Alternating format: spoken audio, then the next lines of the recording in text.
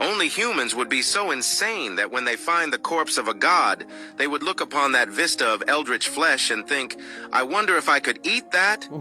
The humans were the only beings known to remain remotely sane in the face of a god, even in a stasis tomb, where the dead body is interred in a time lock to prevent decay, rot, disease, or worse from festering. It was common knowledge that gods don't need their bodies, and that some gods even deliberately draw followers of their faith to their remains, where they would be encouraged to behold as the remains transfigured into artifacts. Books, weapons, armor, even simple foods such as medicinal wines and bread, all of which would impart upon their designated acquirer the intrinsic understandings and intentions of their god. For humankind, who had gradually fallen out of religions in the full swing terms of things, this was a shock at first. But the gods wanted nothing more than to have their dead forms be removed from the adjacent realm fortress stations they were found in this sacred manner. In this context, the humans have found the body of a goddess who had a likeness to their women, and a body whose proportions, before her body failed her, were functionally unrealistic or impossible to even move around, though when she lived, that was still possible. We first believed gods to have forms we couldn't comprehend until the humans imposed some kind of narrowing event upon them, with their final shapes having a clear influence derived from human-made anime and related creations. Her stasis sarcophagus was non-Euclidean like the rest. Yet, despite the body being clinically dead, a human had the insanity to propose such. That one human was thus dubbed the sacrifice. The sacrifice was left alone, the experiment recorded. The goddess did not expect direct worship to resurrect her. She accepted the sacrifice as her first partner and disciple. And every woman remotely human-compatible in shape began to face the side effects of a bonus puberty. The physiques of the affected women overall became capable of overpowering man.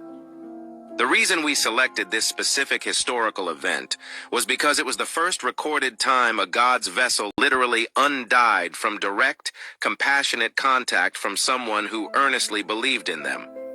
Not out of worship or faith, but from a place more raw and heartening. A kind of belief that was more a perception that what they beheld was dear to them. And evermore was the phrase of eating a god, corrupted by this goddess. We don't talk about that. Instead, let us go to the few other circumstances where gods live, reacted to faithful in proximity. There was a giant crucifix structure some humans rushed to during their onset of galactic communitary integration, claiming it to be a proof of their god. When they entered, they were informed by a chorus of bioconstructs that their master is dead from age. They then called the rest of the faith to mourn him. Then their god asked them to unseal his corpse, whence it turned into a myriad of items, from bottles of wine and loaves of bread to bladed metal crowns, massive warhammers, and gothically themed armor. Among these gifts were genetic research data that the humans would use to seek out his truest disciple to kickstart some kind of imperial regime. We had to alert the goddess to it, except she said that man that God pointed out was now her husband. So I don't know if we should be scared or excited. For one, the humans now have their emperor, so we think. For two, said emperor is in the clutches of a goddess he's passionately calling mommy.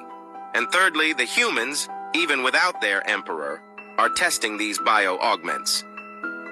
All of which aren't done in the way you may have read from the fiction his existence was reportedly inspired from. Apparently, they just ate a medical paste that tastes of iron, butter, and coffee, went to sleep. Then woke up with the attributes you'd expect of the fictional Astartes, rendering them compatible with the armor that was given by their biblical god, and able to heft the armaments he intended them to wield. Yet somehow, much to the panic of human men, women in this matter were compatible with the process. A passionate conflict unfolded, resulting in the destruction of all of the aforementioned artifacts save for a book, the crucifix station and its hall, and those who were augmented. The first scariest part? That damned book had a precise write-up of how to grow those augmentaries and tailor them to specific needs. The second one? The humans are remodeling most of the less adult human-shaped angels into adult humanoid shapes with angelic attributes, thanks to some extranet site that decrees particularly eccentric conduct. Eccentric conduct that probably was why the goddess is still in such joyous spirits. The third one? The humans are growing, the bread and wine in the cruise-if fix, and have turned that thing into a capital city station for numerous religions to congregate.